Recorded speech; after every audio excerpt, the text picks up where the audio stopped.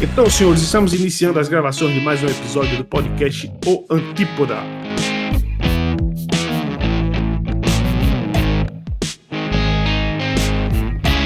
Hoje com a participação mínima, né? Apenas 2 debatedores aqui, os últimos boicanos. Estamos aí no nosso 12º episódio. Além dos episódios, nós temos também uma entrevista, né, no nosso canal no YouTube. E tem algumas gravações que foram gravações de áudio e vídeo. Lembrando que esse podcast já nasceu unilateral, nunca foi isento. E onde a imparcialidade não vingou.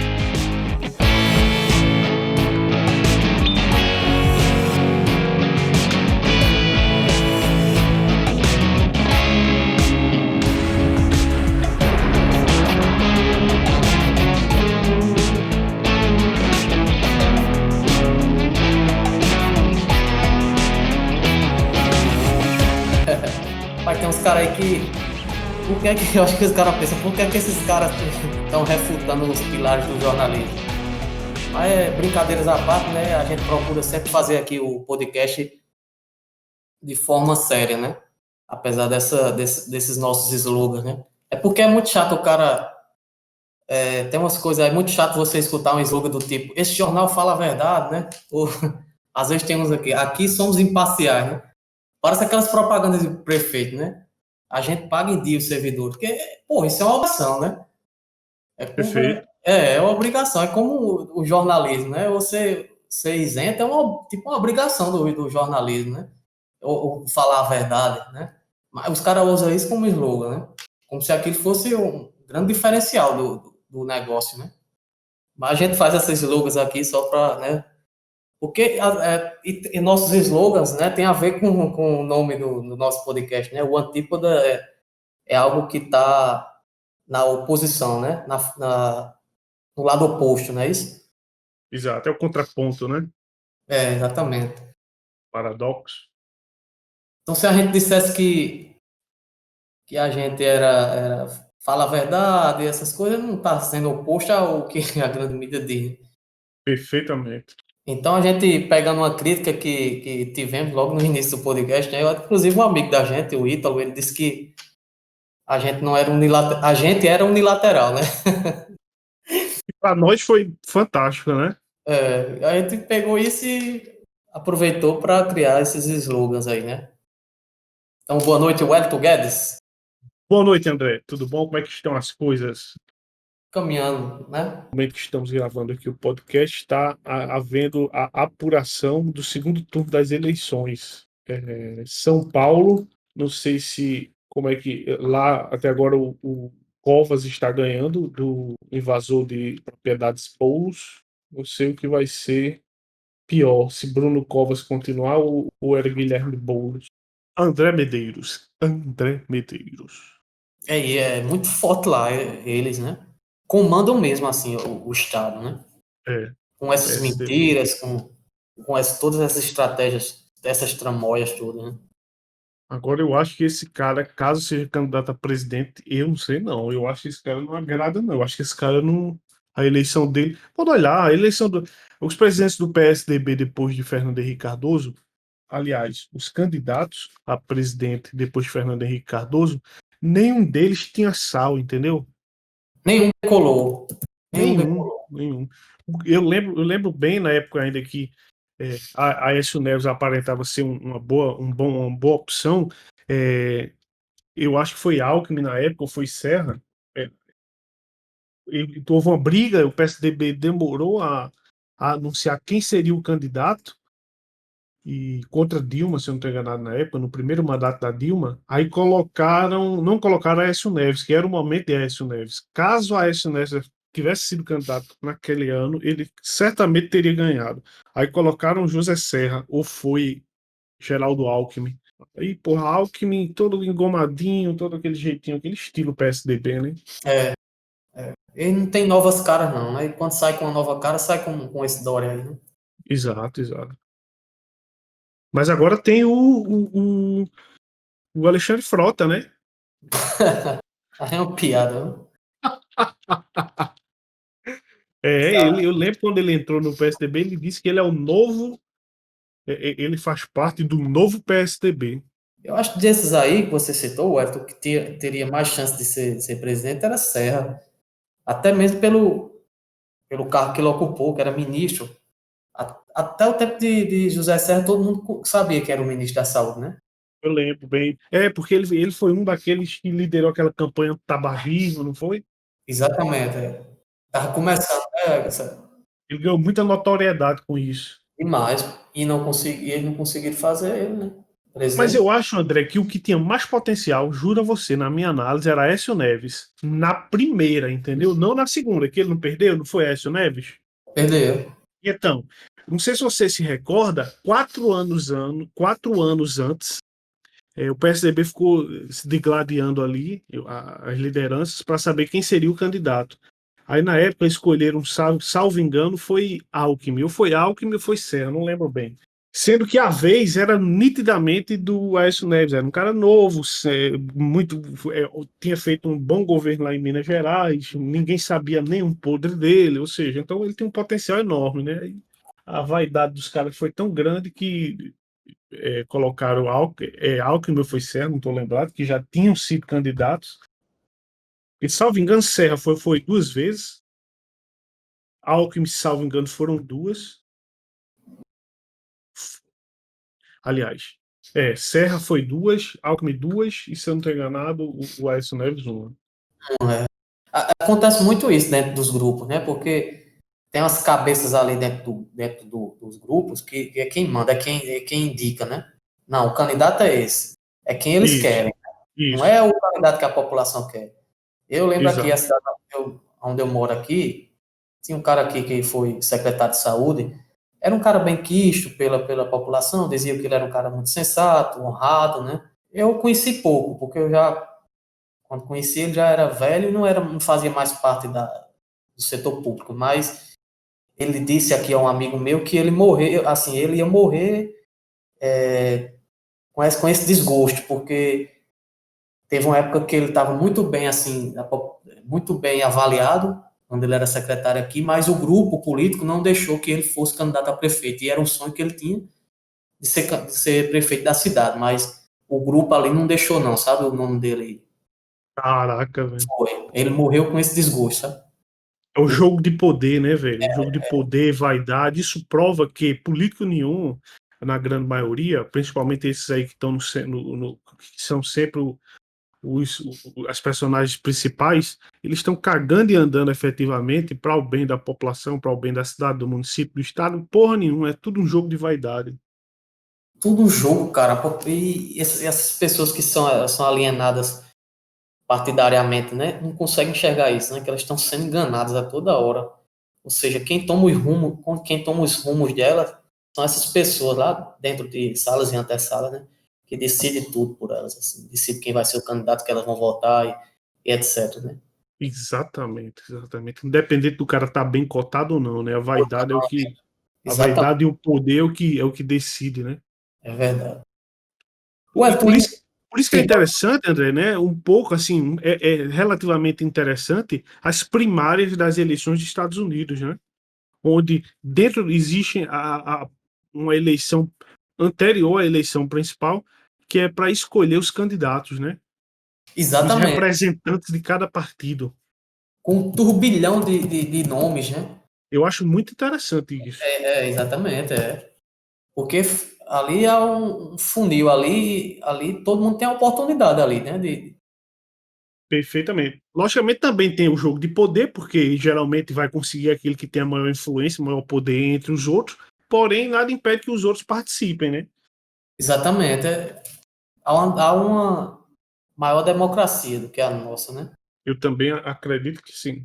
Eu analiso que sim. Falando nisso, a respeito, eu acho que a gente tem até que comentar algo aqui sobre a eleição presidencial americana, né? Muito contestada esse ano. Você até comentou, em um dos nossos programas anteriores, a falta de desfecho quanto à suspeita de fraude nas eleições brasileiras. Foi levantada uma hipótese, né, na última eleição presidencial aqui no Brasil, que inclusive Bolsonaro havia ganhado já no primeiro turno, né? por causa que, segundo os caras que defendiam essa hipótese, né, existia ali uma trama, uma fraude na urna eletrônica, né? Então, eles até disseram que boa parte dos votos foram até informados de forma junta, né? Não sei se você lembra, ué. Recordo sim. Os votos eles não estavam sendo divulgados assim, como é que eu posso falar, de maneira gradual. Eles juntaram uma porcentagem bem grande e divulgaram, né? Então, tudo isso levou a crer que houve algo fraudulento, né? Aí você levantou essa hipótese e agora a gente está vendo aqui na eleição norte-americana também indícios de fraude, né? Trump não aceitou a vitória de Joe Biden na contagem inicial dos votos, né? Aí ele pediu Correto. recontagem. Aí alguns estados lá já recontaram e o Biden venceu mesmo, certo? Mas outros estados ainda tá sendo contada a votação, né? O que é que você acha desse negócio todo? André, eu mais uma vez remeto aqui para o Olavo de Carvalho, né? Ele tem batido muito nessa tecla e diz o seguinte, que não interessa para ele quem ganhou, se foi Biden, se foi Trump, interessa é se houve fraude e se houve fraude, se quem fraudou será responsabilizado, né? Nós comentamos no último episódio que eu começo a querer. Não é que eu acho impossível haver fraude, pelo contrário, eu acho que é totalmente factível, nós já discutimos sobre isso no programa. Só que, cadê, velho? Nunca foi provado nada. Ou se foi provado, passaram panos quentes, entendeu? Será que é porque esses caras têm rabo preso? Todo mundo tem rabo preso? Todo mundo participa dessa fraude? Todo mundo participa? Não sei. Tá André, entendendo? não duvido, não duvido, cara. Não, leva a crer que todo mundo participa. Se há fraude, todos participam, porque não há prova, né? Porque se eu bato tanto, se eu passo anos dizendo que há fraude, há fraude, há fraude, eu ganho em cima de uma fraude, né? Digo que ganhei no primeiro turno e efetivamente não ganhei. Aí assumi a máquina, assumi o poder e não comprovo isso. Eu lembro que eu estava até vendo um vídeo esses dias antigo de um cara que participou do programa do Danilo Gentili, que ele era professor aí eu acho da USP, não sei. Ele participou de um grupo que é um grupo de estudiosos dessa área de tecnologia da informação, onde fizeram um campeonatozinho, uma espécie de campeonato, digamos assim, para ver quem conseguia burlar as urnas eletrônicas. E eles elaboraram um relatório minucioso contando sim que era possível fraudar, que era possível até saber quem tinha votado pelo horário, porque a urna ela deixava registrada. Por exemplo, às 10h59, 32 segundos do dia tal, o voto foi computado em favor de Bolsonaro. Aí é muito simples, é só olhar no histórico, lá no caderno dos mesários, naquele banho lá, ver o horário de quem estava na sessão naquela hora, e você já sabe quem é que votou. Ou seja, ele apontou várias falhas, essa é apenas uma simples, né? Que no caso quebraria a questão do sigilo. Baixaria apenas um pouco de desonestidade dos mesários e daquele pessoal lá. Ou seja, e nada foi feito. Foi apresentado relatório por estudiosos da área e nada foi feito. Então, velho, ou realmente é todo mundo conivente, ou então não tem fraude porra nenhuma. Eu vi um cara, ele até simulou, rapaz, um cara da tecnologia da informação, um programador, ele simulou, ó, pessoal, uma urna lá, um disquete, né? Ele configurou lá, né? Programou para a partir das 4 horas da tarde, digamos, a partir de 1 hora lá, todos os votos computados e só para um candidato, entendeu? Ou se você votasse ou A, ou B, ou C, os votos só iriam para o candidato A. Ele configurou lá e mostrou que é possível. Não é difícil, né? Então, aí ninguém apura isso, ninguém verifica, ninguém vê, ninguém é responsabilizado, não se muda o sistema, pelo amor de Deus, porra. É. Agora tá uma loucura aí, né? Porque estão reacendendo aquela história de querer o voto impresso junto, né? Ou seja, você votaria na urna eletrônica e ao lado teria uma espécie de impressora que emitiria o seu voto, você conferiria e depositaria numa urna, o que possibilitaria uma recontagem manual caso houvesse alguma suspeita de fraude. Só que o pessoal aí da esquerda e etc e tal tá divulgando que nós estamos querendo o fim, eu digo nós, né, quem é a favor dessa metodologia, estamos querendo a volta, ou aliás, o fim do voto eletrônico. E não é isso, né? Ou seja, é uma desonestidade gigantesca. Aqui, o que o pessoal está querendo, e o projeto é bem interessante, eu lembro que isso até foi quase entrava, né, em voga na eleição passada, lembra? Alegaram que não tinha recurso suficiente, ia gerar uma receita, uma despesa que não estava prevista.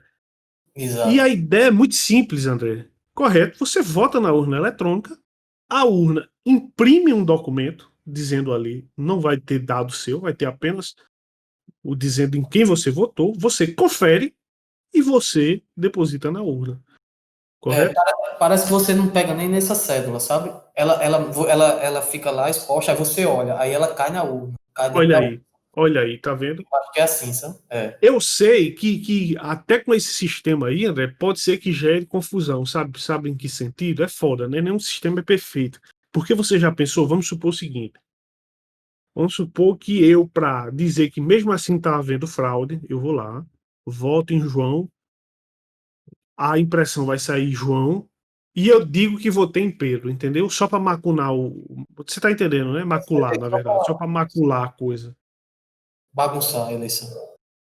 Ou seja, até isso eu nunca nem tinha parado para pensar. Isso me veio à cabeça aqui agora. Entendeu? Não, exatamente. Tudo recai nas atitudes humanas, né? Porque o sistema eletrônico é complicado. Você entendeu? Por mais que ele seja célere, por mais que o sistema eletrônico seja célere, ele tem esses malefícios. Tá me entendendo? É, Sempre vai pairar a dúvida, entendeu? Quanto à lisura do processo. exatamente. Sempre, sempre. Porque por mais que criem esse mecanismo, a gente acabou de ver aqui, ó, que mesmo assim vai ter gente dizendo que, como hoje acontece, não acontece? Lembra que na eleição passada, muita gente disse que votou em Bolsonaro e saiu a foto de, sei lá, de Haddad. Lembra disso? Lembro demais, mano. Então, Lembro. o que impede que o cidadão vá lá e diga, não, eu votei aqui em João e o papel saiu Pedro. Certeza. Pode acontecer. E vão dizer o quê? Né? É. Aquele negócio sempre, assim, por mais que tome todas as medidas, não que eu seja contrárias a elas, acho que quanto mais medidas para o sistema ter mais lisura, né, o sistema eleitoral, apuração, que se faça, né, essas medidas, agora sempre vai recair, Wellington, nas atitudes humanas. Tem que ser. Perfeitamente. Porque assim, pronto, essa urna eletrônica, não, ela é inviolável. A gente falou aqui da gente violar ela através do programa, né? Mas digamos que eu tenho uma pessoa lá dentro para jogar um disquete meu e tirar o disquete que está dentro da urna. Você está entendendo? Existem várias formas de burlar, por mais sério que seja o sistema, né? Exato, exatamente, exatamente. Onde há a mão humana, há dúvida, correto? Exatamente. Não, não adianta. E quando a gente fala mão humana, não é que a máquina não tenha mão humana, não, né? Não vamos pensar cartesiano, não. A máquina é uma criação humana. Ela é inerte. A máquina, toda máquina, ela é inerte. Ela não tem. Ela é inerte. Todos os comandos ali são criados e gerados por pessoas, né? Né? Eu fiquei assim, indignado com uma posição de um cientista político, aí não vou falar o nome, não. Ele dizendo que o Donald Trump ter contestado era ruim para a democracia. Aí, pelo que eu, assim, eu vejo o contrário. Eu vejo que contestar é bom. Lógico, é você não aceitar o produto enlatado, né? É você. O cara que contesta, ele não acredita em verdade, digamos assim, absolutas, vamos supor, né?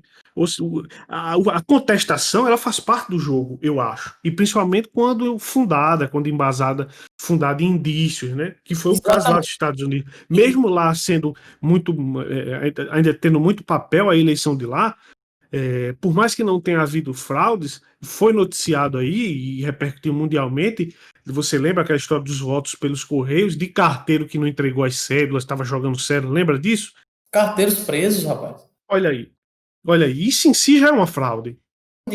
O cara dizendo que essa contestação de Trump desestabiliza as regras do jogo democrático. Mas se houve os indícios, Exato.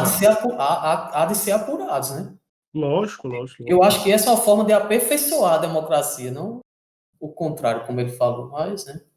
Isso acontece, fazendo uma analogia bem chula, isso acontece com acidentes automobilísticos, inclusive aconteceu um hoje no Grande Prêmio, acho que do Bahrein, na Fórmula 1, não sei se você chegou a ver. Isso acontece nos acidentes aéreos, ou seja, quando o avião cai. Por que que o pessoal se empenha tanto em descobrir quais foram as causas daquele desastre? É justamente para evitar que os mesmos erros aconteçam no futuro. Então, eu estou fazendo uma analogia chula, mas que se encaixa perfeitamente. Então, por que não tentar aperfeiçoar cada vez mais esses sistemas? Pois é, né?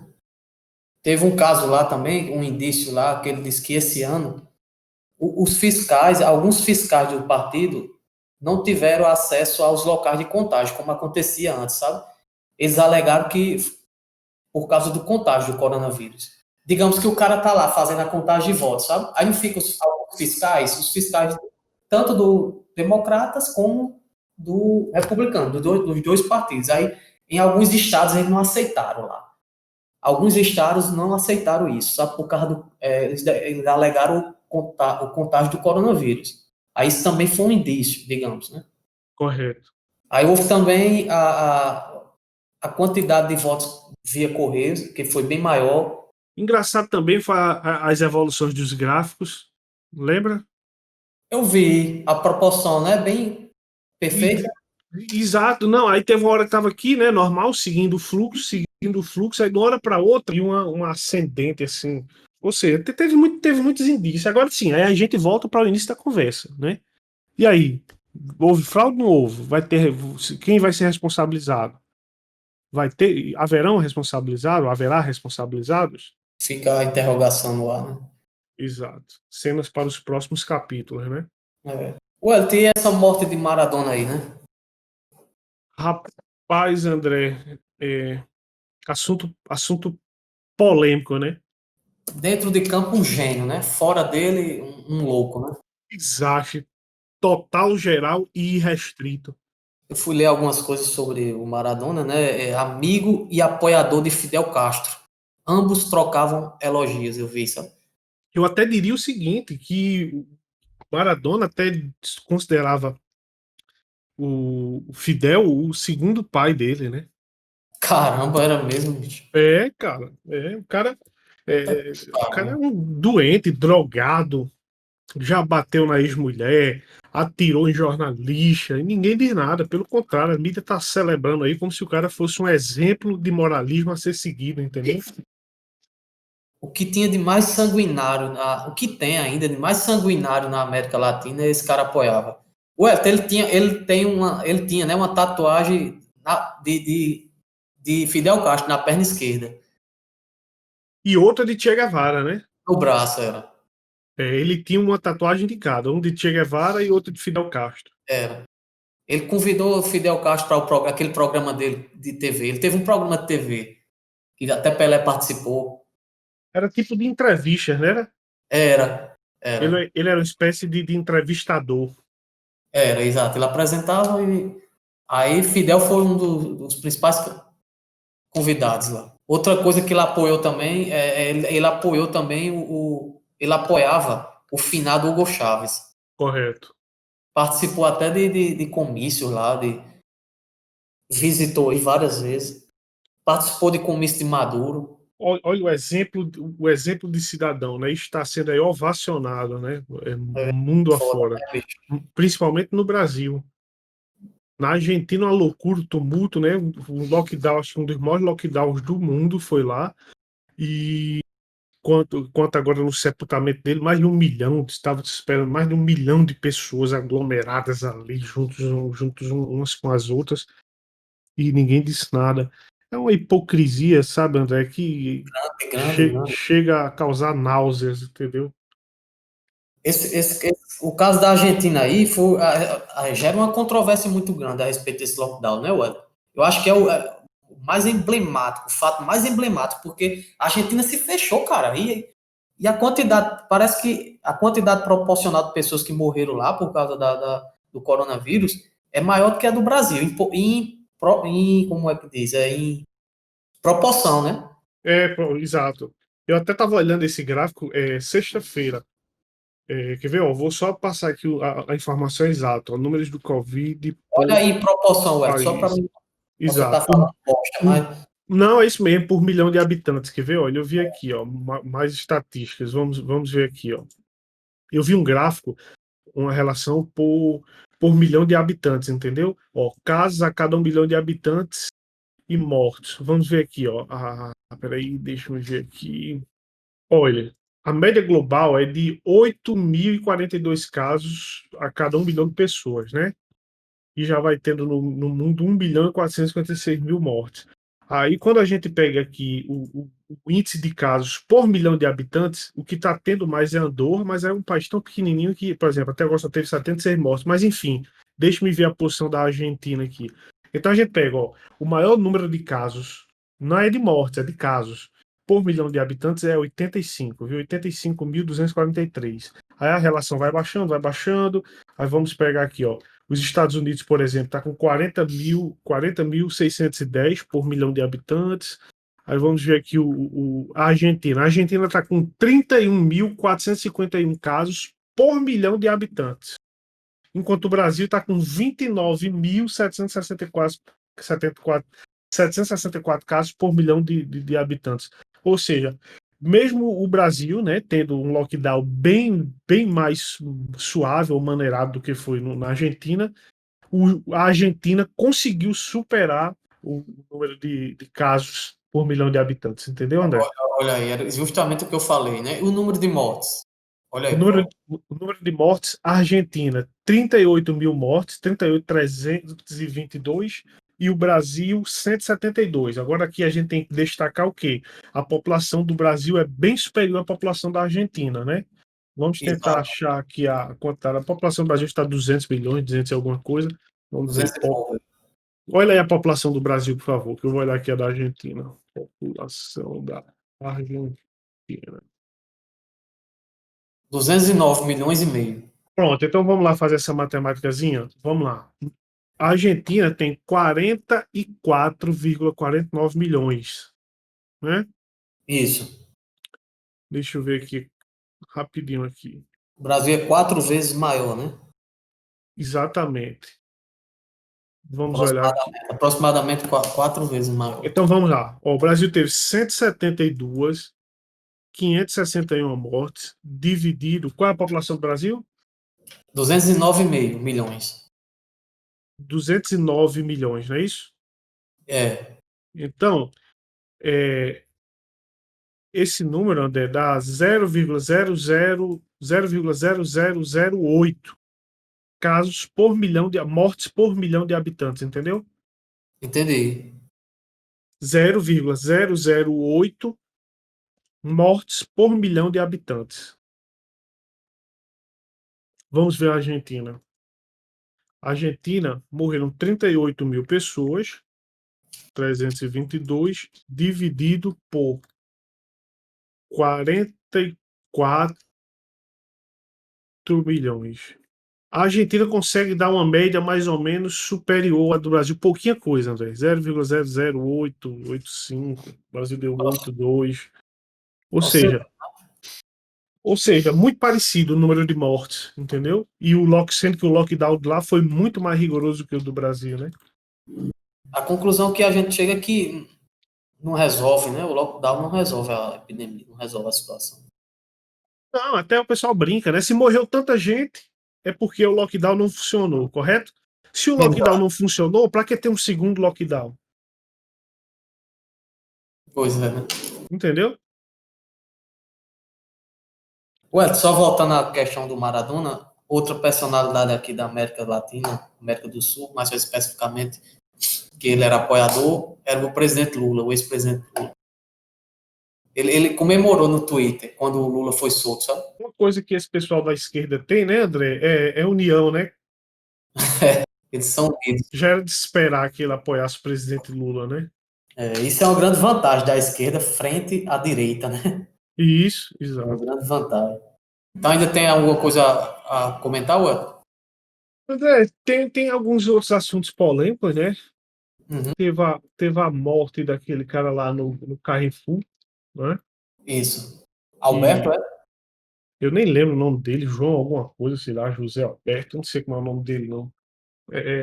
Mais uma vez, a mídia enfatizando muito a agressão e a morte e esquecendo os fatos motivadores, né?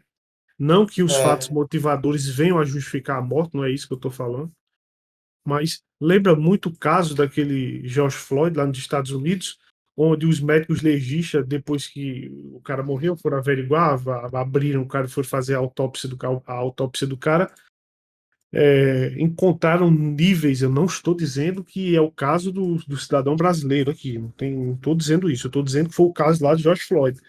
O cara estava com quantidade absurda de droga. Disseram até que no organismo, né? Que caso mesmo não tivesse ocorrido aquela agressão lá do policial a ele, mesmo assim ele corria o risco de ter morrido de overdose. O pulmão dele estava com 3 vezes o tamanho de um pulmão normal, entendeu? caramba. Foi. Dados curiosos que a imprensa não fala. Aí já tinha antecedentes criminais, a mesma agredida a esposa. Mas isso justifica analisar, porque não sei se você chegou a ver o vídeo, o mercado, na hora que ele vai saindo, cruzando a porta de saída do Homem, eu vi, supermercado, aí o segura. Você viu, né? eu Aí vi. os seguranças vão e reagem. O cara era muito forte, era grandão, né? Enquanto os seguranças estavam ali batendo nele, tentando imobilizar, o cara esperneando, não sei o quê. Sim, se tivessem soltado ele, ele continuaria agressivo do mesmo jeito. É até complicado, gente. É complicado julgar atos como esse.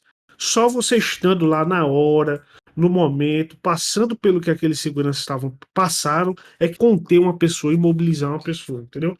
Os caras acham que todo policial, todo segurança, isso aí vai atrás dos seus direitos. Agora, não pode o cara parte para violência, aí quando a recíproca vem, quando a violência vem, toda ação gera uma reação, aí que dá numa merda, aí cai todo mundo em cima. Ou vocês acham que os seguranças fizeram porque, não, eu vou matar esse cara aqui, pronto, é um negro, eu vou matar ele, vou foder minha vida, vou ser preso, vou perder meu emprego. Puta que pariu, é uma imbecilidade muito grande, rapaz, o cara pensar dessa forma, entendeu, É André? verdade. Não, e esses dois casos aí que você citou, tanto o caso do João Alberto, o nome do cara, João Alberto e o caso de George Floyd. Os dois, Wellington, tinham a ficha suja, né? Engraçado que, nesse caso do brasileiro,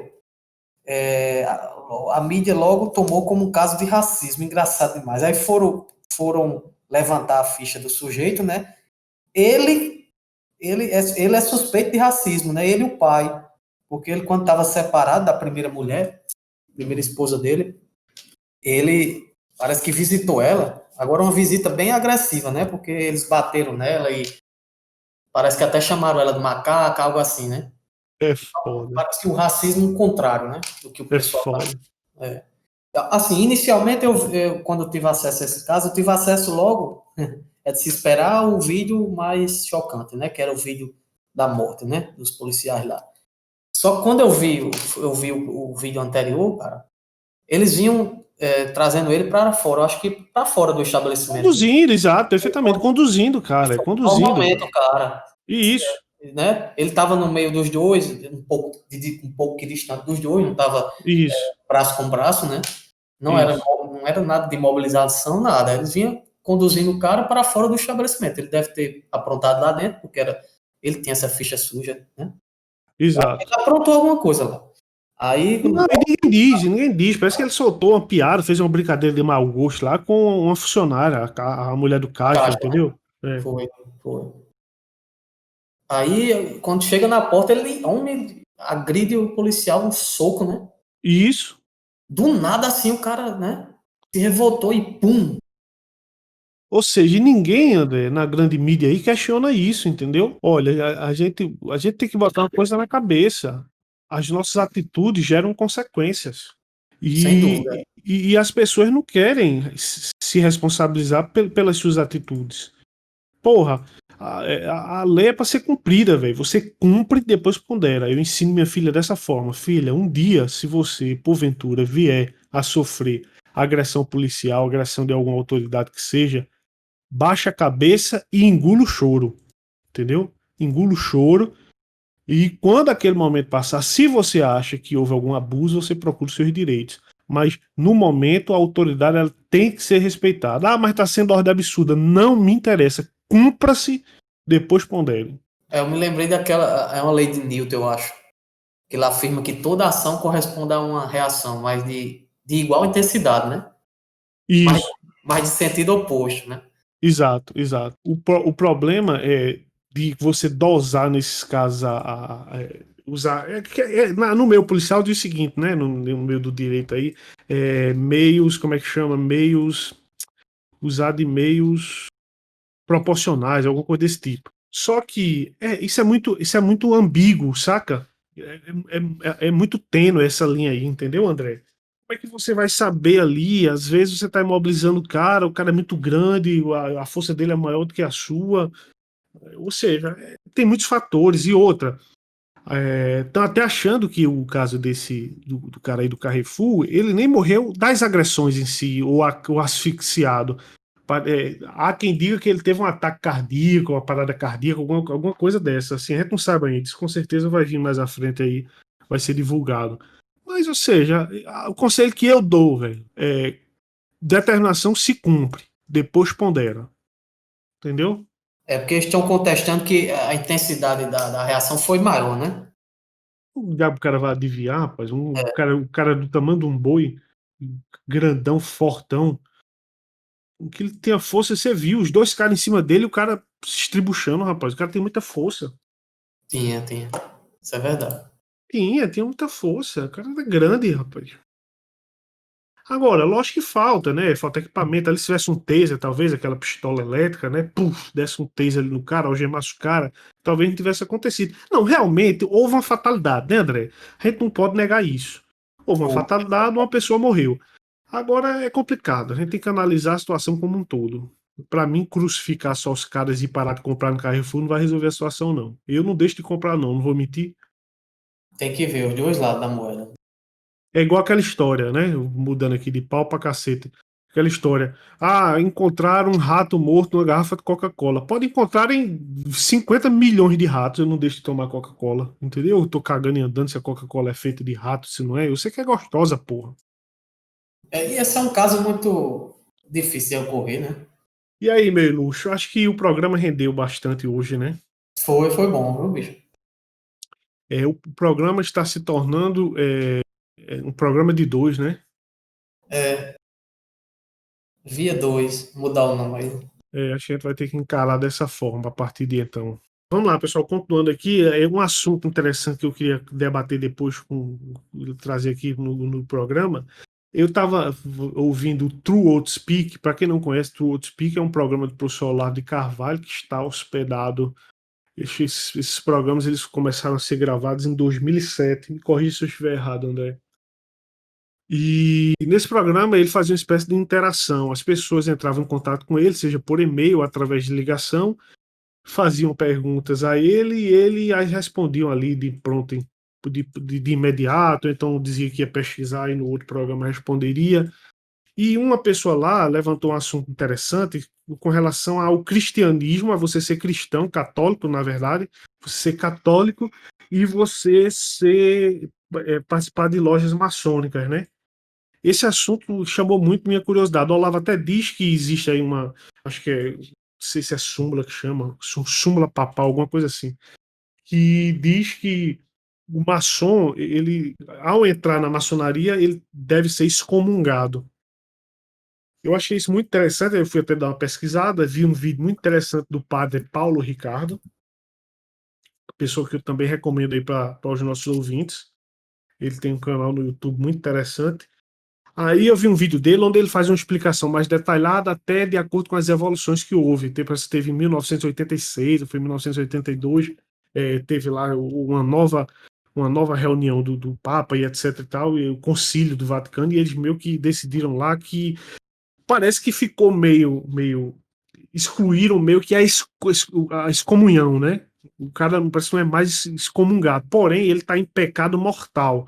Ele não pode, por exemplo, comungar, entendeu? Aí eu achei muito interessante, principalmente aí na cidade do interior, não sei como é que funciona isso na capital, mas no interior eu conheço muito maçom que vive dentro de igreja, né? Vive dentro da igreja. Eu já vi em alguns locais aí sepultamento de maçom dentro da igreja católica, onde os caras lá, os os participantes da maçonaria estavam trajados a rigor dentro da Igreja Católica. Ou seja, é um negócio muito estranho, né? Como é que esses padres aceitam isso, né? É verdade, viu? Exatamente. Não era para aceitar. É por isso que a igreja, ela tá, de certa forma, a igreja ainda é muito forte, né? Mas Isso. já há um enfraquecimento, né? Exato, exato. Eu acho que devido a eu vou chamar de flexibilidade, né, Ué? Exato, exato. Porque você, como você citou aí, antes era excomunhão, agora já não é. E depois, vai ser, É. o cara já tá vendo que tá tendo um enfraquecimento aí. Perfeito, perfeito. Onde um lado tá abrindo mão, né? Exato. Eu assisti esse vídeo que você me indicou do padre, como é o nome dele? É o padre. Padre Paulo Ricardo. Excelente o vídeo. Ele traz exatamente, fala de vários documentos que foram emitidos a esse respeito, né? Fala um documento do cardeal, ainda quando era cardeal, Joseph Ratzinger. Isso, exatamente. Você Pô, conhecia, André, o Padre Paulo Ricardo? conhecia, já conhecia. Fantástico, cara. O canal dele é muito incrível. Excelente. Ele É um caso de sucesso. É um padre de rapaz, sucesso no YouTube, né? rapaz, ele aborda os mais diversos assuntos que nós possamos imaginar. Incrível. Ué, tá, eu guardei aqui algumas coisas que ele fala a respeito. Por que é que a igreja não aceita, né? O maçom. É porque, assim, ele fala que a maçonaria, ela contém os princípios que são contrários à fé católica e constitui um perigo para o fiel, digamos, sabe? Perfeito, Ele diz lá que os princípios maçons, eles são incompatíveis com os princípios da igreja, porque ele afeta a fé católica. perfeito. É como se os princípios maçônicos, eles não acreditassem eu entendi assim, na coisa transcendental, sabe, Ué? Na metafísica, Na na, metafísica. ele chama até o naturalismo racionalista. Os princípios do maçom, eles são naturalista, racionalista. Não há uma intervenção do divino na história para os maçons. Então, por isso há essa incompatibilidade entre a maçonaria e a Igreja Católica. E eu lembro que no vídeo também ele cita a questão do que o cara termina partindo para um certo relativismo, né? Porque os maçons eles dizem o seguinte: que basta você acreditar em algo, né? Se existe a religião e a religião fala de um Deus, essa religião é boa, não é? E isso vai contra a Igreja Católica, né? Exatamente. Eu achei muito Ah, curioso isso, cara. cara, ele até diz que quem se inscreve, aí ele termina dizendo assim, né? Isso ele tirou de um documento, pessoal. Ele diz assim, ó, quem se inscreve em uma loja maçônica está em pecado grave e não pode se aproximar da comunhão. Perfeito. Antes era excomungado, hoje você já não é excomungado, mas mesmo assim não há compatibilidade entre o maçom e o católico. Rapaz, é muito Exatamente. curioso isso é curioso demais, eu não sabia disso não. Curiosíssimo, porque em muitos locais tem muito maçom que vive dentro da Igreja Católica. Participa de grupos católicos. E vale destacar aqui, né, André, que nós não estamos julgando ninguém. Eu não estou dizendo que maçom é ruim, maçom não é isso, eu não estou dizendo isso. Nós estamos dizendo que as doutrinas elas não se complementam, correto? Elas não conseguem andar juntas. Se você segue a Igreja Católica e você é maçom, alguma coisa aí está errado. Não há uma simetria, não há uma congruência Isso, entre os isso, princípios. isso. Perfeito. Vou deixar claro aqui, exatamente, a gente não está julgando ninguém, que cada um, né? Mas assim, Cada cachorro que lamba a sua caceta, mas que uma coisa é que a história servia a dois senhores. Quem está na maçonaria e frequenta a Igreja Católica, principalmente comunga, está em pecado. está em pecado grave, né? Pecado. Pecado grave. Isso quem está dizendo não sou eu, não é André, não é o Antípoda Podcast, viu? Quem está dizendo é a doutrina da Igreja Católica. Eu acho que até a gente deve colocar aí, nessa parte, nessa descrição que tem aí no YouTube, o link para esse vídeo do Paulo Ricardo. Não, com certeza, Padre Policarpo, vamos colocar sim, vamos colocar o link aí para quem tiver curiosidade sobre o assunto, clicar lá e ver o vídeo. O vídeo é muito informativo, cheio de informações, de embasamento teórico, correto? Não é achismo que tem lá, não. Eu até baixei a carta encíclica que ele fala. A carta foi feita por Papa Leão XIII. Nessa carta diz que a maçonaria é uma instituição excomungada, sabe? Olha aí, Aí depois tem outros documentos. O mais recente que ele diz é um documento de 84. 84, né? E antes de 84 tem documento de 83, que é do cardeal Joseph Ratzinger, ou seja, Isso, o Papa Bento XVI. isso. Ou seja, assunto interessante, viu? Polêmico, André. Eu acho que a gente deve esmiuçar mais sobre isso Merece em, um outros, episódio só sobre isso, viu? em outros episódios, sabe? Certeza. Então, meu irmão, vamos ficar por aqui, né? Eu acho que por hoje já deu, né? O que tinha que dar. Acho que já até passou do limite, né? Agradecer mais uma vez aí a audiência de todos, né? O canal tá com um número interessante de inscritos. A gente já escreveu a família todinha, pessoal. Vamos se inscrever aí agora. Exatamente, a maioria, acho que 90% dos inscritos são familiares, é primo, é parente, é não sei o que, é tio. Então vamos. Até vendedor da praia a gente pediu para se inscrever. Então vamos ver se a gente consegue pessoas de fora, né? Que não nos conheça pessoalmente. Mas É, assim, mas toda a audiência é válida, viu? sem Pelo amor de dúvida. Deus, vocês já são inscritos aí, não corram não. Não arreguem não, porra. E dessa forma estamos terminando o nosso episódio número 12. Valeu, Edson. Até a próxima, meu amigo. Forte abraço, André. Fique com Deus. Nós todos.